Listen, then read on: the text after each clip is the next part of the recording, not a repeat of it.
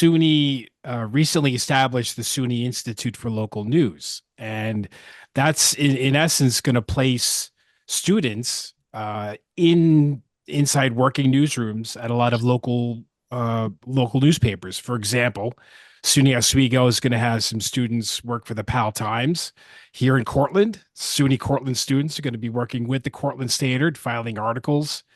How much of a win-win is this for colleges, for newspapers, and for their readers? Oh, it's huge. It is extremely important.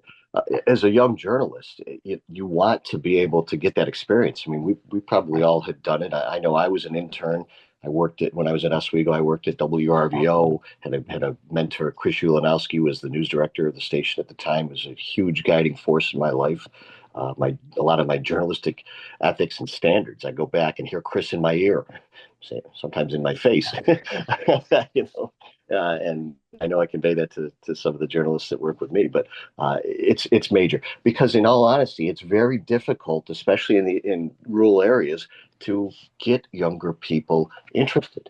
You know, I've been trying to hire an editor in one of the communities for a long, long time. I've had some good people that are interested, some young people out of school that, when I got out of school, I started as a radio news director. Believe it or not, Mm. back in the days, radio stations had news departments, and in Norwich, New York was my first job out of Oswego.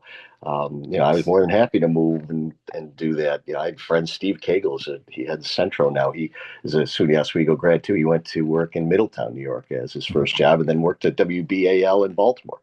Um, you know, it's but now it's just hard to get people to necessarily come there. There's just not enough graduates, I think. There's a lot of different factors that are happening. So this is going to be major. We're working with one of the, not a, in Vermont, we work with a college there that's doing the same thing. So it's absolutely major benefit on the students' part and definitely on the media company's part as well.